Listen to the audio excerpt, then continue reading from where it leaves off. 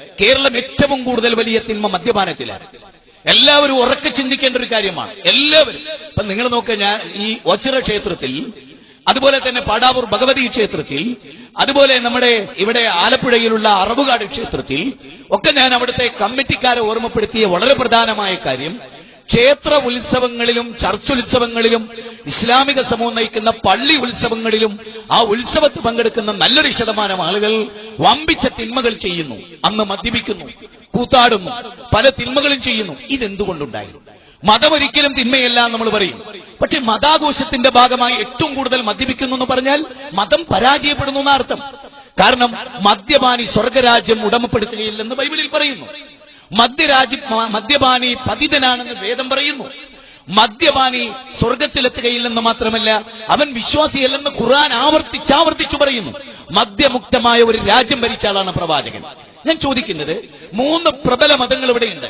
ഈ 3 പ്രബല മതത്തിന്റെ നായകന്മാർ എന്ത് ചെയ്യുന്നു എന്ന് ഞാൻ ആത്മാർത്ഥമായി ചോദിക്കുന്നു.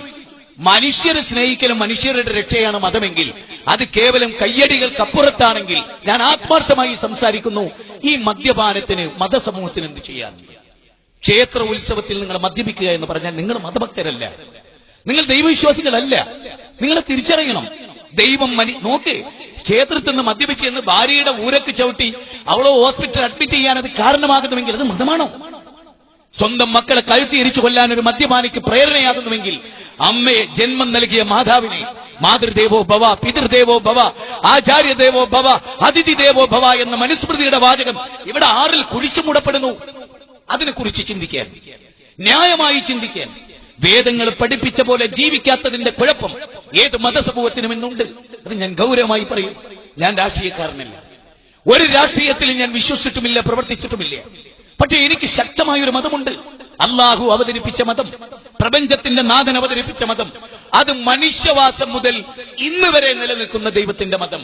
സൂര്യന് മതമുണ്ടോ പ്രിയപ്പെട്ടവരെ? ഉണ്ടെന്ന് ഞാൻ പറയുന്നു. സൂര്യന്റെ മതം ദൈവത്തിന് സമർപ്പിതമാണ്. അതിന് അറബിയിൽ ഇസ്ലാം എന്ന് പറയും. അത് ഏതെങ്കിലും ഒരു കാലത്തിന്റെ മതമല്ല. ഞാൻ പറയുന്നത് സൂര്യനും ചന്ദ്രനും നക്ഷത്രങ്ങളും ഒക്കെ ഒരു പോയിന്റ് മാത്രം നിങ്ങൾ ചിന്തിച്ചിട്ടുണ്ടോ?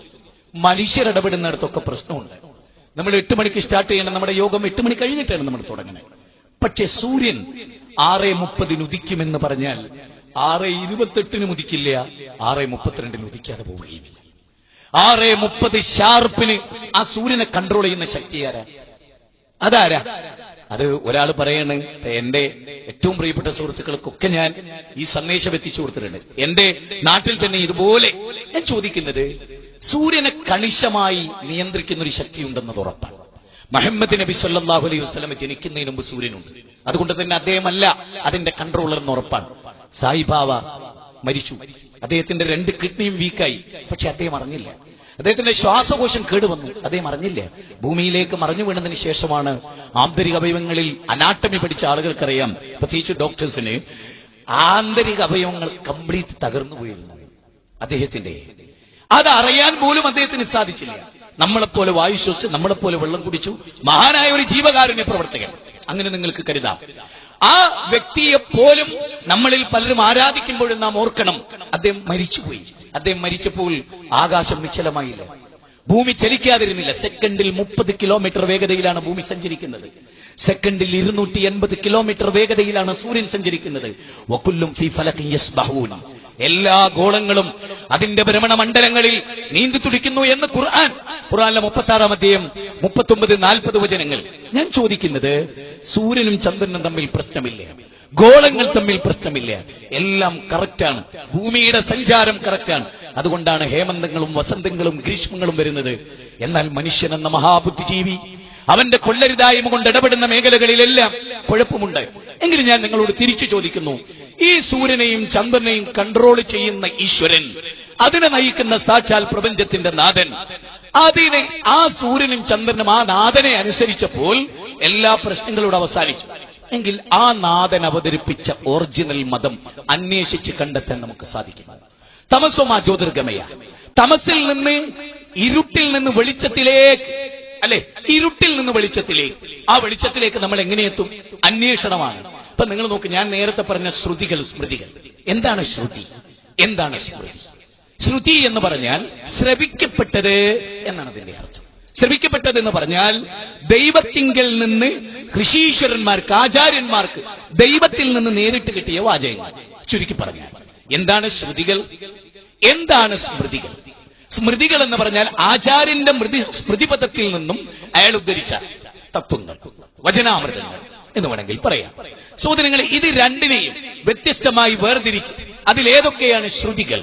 ശ്രുതികളിൽ ഋഗ്വേദം വരും, സാമവേദം വരും, അഥർവവേദം വരും, യജുർവേദം വരും. എങ്കിൽ ഞാൻ ചോദിക്കുന്നു, ഞാൻ എന്റെ ഏറ്റവും പ്രിയപ്പെട്ട എന്റെ സുഹൃത്തും എന്റെ ക്ലാസ്സിൽ പഠിച്ച രാകേഷ്, ഞാൻ അവന്റെ വീട്ടിൽ ചെന്നപ്പോ അവനോട് പറഞ്ഞു, ചതുർവേദങ്ങൾ നീ വായിക്കാറുണ്ടോ?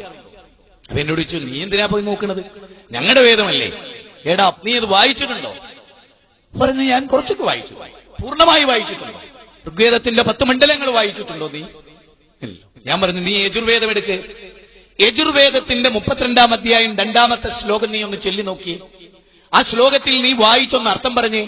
ആ ശ്ലോകം ഇങ്ങനെയാണ്, നത്തസ്യ പ്രതിമാ അസ്തി. അതിന് ചുരുക്കമാണ് ഞാൻ പറയും, നത്തസ്യ പ്രതിമാ അസ്തി. ദൈവത്തിന് പ്രതിമയില്ല, ദൈവത്തിന് പ്രതിമയില്ല. അത് വായിച്ചവൻ എന്റെ മുഖത്ത് നോക്കി. ഇത്ര കൃത്യമായി അധ്യായ നമ്പറും വചന നമ്പറും നീ എങ്ങനെ കണ്ടു? വർഗീയതയില്ലാതെ വേദം പഠിച്ചപ്പോ എനിക്ക് കിട്ടി. അത് നിനക്ക് പറഞ്ഞു തരേണ്ട എന്റെ ബാധ്യതയാണ്. ദൈവത്തിന് വിഗ്രഹമില്ലെന്നും ആ വിഗ്രഹത്തിലൂടെ നീ ദൈവത്തിലെത്തുന്നത് ശരിയല്ലെന്നും വേദം അവിടെ പഠിപ്പിക്കുന്നു. അതുകൊണ്ട് നിന്റെ ബാധ്യതയാണ് യജുർവേദം അനുസരിച്ച് ജീവിക്കുക എന്ന്. കാരണം യജുർവേദം ദൈവത്താൽ അവതരിപ്പിക്കപ്പെട്ടത് എന്നാണ് വിശ്വാസം. പല വാചകങ്ങളും അതിൽ പിന്നീട് കടത്തിക്കൂട്ടി. ഡോക്ടർ രാധാകൃഷ്ണൻ ഇന്ത്യൻ ഫിലോസഫിയിൽ, Pandit Jawaharlal Nehru glimpses of world ഹിസ്റ്ററിയിൽ, അതുപോലെ തന്നെ ഞാൻ നേരത്തെ പറഞ്ഞ ലൈറ്റ് ഓഫ് ട്രൂത്തിന്റെ ആര്യ സമാജത്തിന്റെ സ്ഥാപകനായ സ്വാമി ദയാനന്ദ സരസ്വതി 8 വോള്യമായി വിവേകാനന്ദ സാഹിത്യ സർവസ്വം 8 വോള്യമായി ഇപ്പൊ നമുക്ക് കിട്ടും വായിക്കാൻ. അവിടെ എല്ലാം അത് രേഖപ്പെടുത്തുന്നുണ്ട് ഈ കാര്യങ്ങൾ. അവിടെ വളരെ പ്രധാനമാണ്. ഞാൻ എറണാകുളം വൈറ്റിലയിലാണ്, ഈരാറ്റുപേട്ടയിൽ, തൊട്ടടുത്ത് ഈരാറ്റുപേട്ട, പാലായിലെ മാത്യു സാറൊക്കെ ആയിട്ട് എനിക്ക് ബന്ധമുണ്ടായിരുന്നു. അതിന്റെ ലെക്ചർ അവിടുത്തെ കോളേജിലെ. ഞങ്ങൾ ഒന്നിച്ചൊരു മലയാളി സമ്മേളനത്തിൽ ഖത്തറിൽ പങ്കെടുത്തിട്ടുണ്ട്. ഞാൻ ഓർക്കുന്നത് ഈരാറ്റുപേട്ടയിൽ നിന്ന കാലത്തും വൈറ്റിൽ നിന്ന കാലത്തും ഞാൻ പള്ളിയിലെ അച്ഛന്മാരുമായി, ഫാദർമാരുമായി നിരന്തരമായി ബന്ധപ്പെടുമായിരുന്നു. വളരെ സ്നേഹസംവാദം. വലാ തുജാദിലു അഹ്ലൽ കിതാബ്. വേദക്കാരുമായി നിങ്ങൾ നല്ല സ്നേഹത്തിൽ സംവദിക്കണം. വേദങ്ങളുടെ ഉള്ളടക്കമെല്ലാം ഒന്നായിത്തീരുന്ന ചില മേഖലകളുണ്ട്. അപ്പൊ ഞാന് അച്ഛനോട് പറഞ്ഞു, അച്ഛോ, യേശുക്രിസ്തുവിന്റെ പ്രതിമ വെക്കുക എന്നത്, കന്യാമറിയമിന്റെ രൂപം വെക്കുക എന്നത് ബൈബിളിനെതിരായിട്ടാണ് ഞാൻ മനസ്സിലാക്കുന്നത് അച്ഛോ എന്ന് പറഞ്ഞു. അപ്പൊ അച്ഛൻ ചോദിച്ചു, എന്താ മോനെ നീ അങ്ങനെ പറയാൻ? പ്രായം ചെന്നൊരാളെ എന്താ അങ്ങനെ പറയാൻ? അച്ഛോ, ആവർത്തന പുസ്തകം 4-ാം അധ്യായത്തിലെ 17-ാമത്തെ വചനം എന്നെ ഞെട്ടിപ്പിച്ചു കളഞ്ഞു. അതിനെതിരാണ് നിങ്ങൾ ഈ ചെയ്യുന്നത് ഞാൻ മനസ്സിലാക്കുന്നു. എന്റെ സ്നേഹമാണത് നിങ്ങളോട് പറയാൻ. സാധാരണ ആളുകൾ വിചാരിക്കുന്നത് ചൂണ്ടിക്കാണിച്ചാൽ തമ്മിൽ തെറ്റുമല്ലോ. ഇല്ല, അറിയാത്തത് കൊണ്ടാണ്. അറിവില്ലാത്തതിന്റെ ശത്രുവാകും മനുഷ്യൻ. സത്യമാണ്, അറിയാത്തതിന്റെ ശത്രു മനുഷ്യനായി തീരും. അപ്പൊ ഞാൻ അദ്ദേഹത്തോട് പറഞ്ഞു, നിങ്ങൾ ബൈബിൾ എടുത്തു നോക്കൂ, അതിന്റെ വാചകം എങ്ങനെയാണ്. ഫാദർ, എന്റെ വാചകത്തിൽ തെറ്റുണ്ടെങ്കിൽ ഫാദർ തിരുത്തുമെന്ന് ഞാൻ വിചാരിക്കുന്നു. കാരണം അദ്ദേഹം ക്രിസ്തു മതത്തിന്റെ പണ്ഡിതനാണ്. ഒറേബ്യൻ അഗ്നികുണ്ഡത്തിൽ നിന്ന് ഞാൻ നിങ്ങളുമായി സംസാരിച്ചപ്പോൾ നിങ്ങൾ എന്റെ രൂപം കണ്ടിട്ടില്ല. അതുകൊണ്ട് തന്നെ ഒരു സ്ത്രീയുടെയോ പുരുഷന്റെയോ രൂപമുണ്ടാക്കി നിങ്ങൾ ദൂഷിതനാകരുത്. ആകാശത്തിലെ പർവ്വചാരികളുടെ രൂപമുണ്ടാക്കരുത്. ആഴിയിലെ മത്സ്യാദികളുടെ രൂപമുണ്ടാക്കരുത്. ഉരകവർഗങ്ങളുടെ രൂപമുണ്ടാക്കരുത്. അതിന്റെ മുമ്പിലൊന്നും നിങ്ങൾ പ്രണാമമർപ്പിക്കരുത്. നിങ്ങൾ സാക്ഷാൽ ഈശ്വരനെ ആരാധിക്കുക എന്ന്. പുറപ്പാടിലെ 20-ാം അധ്യായം 1 മുതൽ 6 വരെയുള്ള വചനം, മിസ്രിം ദേശത്തു നിന്നും, അടിമ ഭവനത്തിൽ നിന്നും നിന്നെ കൊണ്ടുവന്നവനായ ഞാനാകുന്നു നിന്റെ കർത്താവ്. മേലെ സ്വർഗത്തിലുള്ളതിന്റെയോ താഴെ ഭൂമിയിലുള്ളതിന്റെയോ വെള്ളത്തിനടിയുള്ളതിന്റെയോ ഒന്നിന്റെയും പ്രതിമ അരുത്. അവക്ക് മുമ്പിൽ നീ സാഷ്ടാംഗം പ്രണമിക്കരുത്.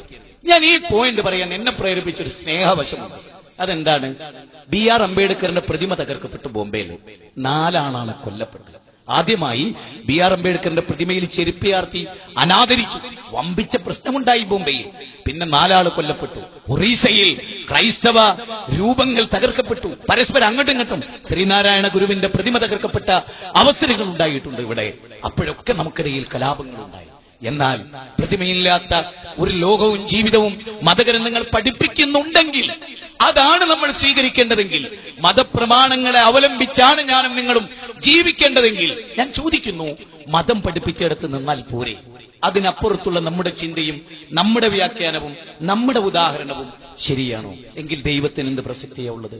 ദൈവം മതമായ ഒരു ഉന്നതമായ ആദർശം അവതരിപ്പിച്ചിട്ട് നമ്മൾ നമ്മുടെ ബുദ്ധി കൊണ്ടളന്ന് നമ്മളൊരു പുതിയ ആദർശം അവതരിപ്പിച്ച് നമ്മൾ ദൈവം ചമയുന്നത് ശരിയാണോ?